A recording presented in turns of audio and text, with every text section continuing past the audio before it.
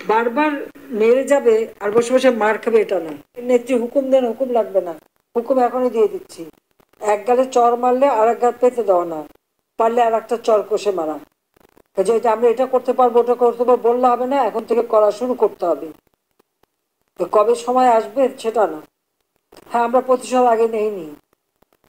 2001-এ আমাদের সাথে যা করা হয়েছিল আওয়ামী লীগের নেতা কর্মীদের সাথে, আমি শুধু বলছিলাম ধৈর্য ধরে আমরা আগে দেশটাকে উন্নত করি।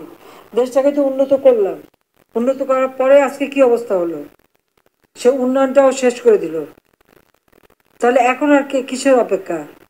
যার যা আছে যে যেভাবে পারবে, যাকে যারা ক্ষতি করেছে তার উপরে যে যেভাবে পারবে তাদের শিক্ষা দিতে হবে যে বারবার মেরে যাবে আর বসে বসে মার খাবে এটা না। এখানে কেউ কারো হুকুমের অপেক্ষায় থাকবে না।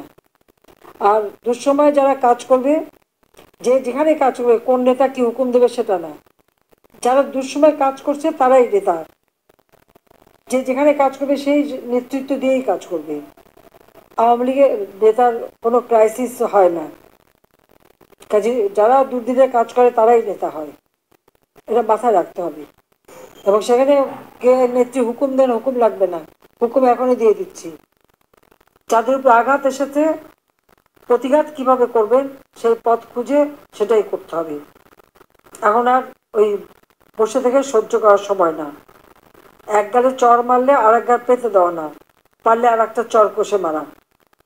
সেইভাবেই ঘুরে দাঁড়াতে হবে। আমি তো আছি। হ্যাঁ, সেই দিন হয়তো বেঁচে থাকলাম না আমরা দুই বোন, কারণ সেই দিন ওইটাই লক্ষ্য ছিল যে 15 আগস্ট বেঁচে গেছি, আমাদের আর বেঁচে থাকতে দেবে না। কাজে সেইভাবেই সবাইকে কাজ করবার জন্য আমি নির্দেশ দিচ্ছি। বেঁচে যখন আছি, আল্লাহ বারবার বাঁচিয়ে রাখে কেন জানি না, কিন্তু বাঁচায় নিশ্চয়ই আল্লাহ আমাকে দিয়ে কোনো কাজ করাবেন বলে আমাকে বাঁচিয়ে রেখেছেন। 21 আগস্ট গ্রেনেড হামলা থেকে বাঁচিয়েছিলেন, যুদ্ধাপরাধীদের বিচার শেষ করেছি, জাতির পিতা হত্যাকারীদের বিচার শেষ করেছি। বাঁচিয়ে রেখেছিলেন এই জন্য যে বাংলাদেশকে উন্নত করব, উন্নয়নশীল দেশের মর্যাদায় বাংলাদেশকে উন্নীত করেছি।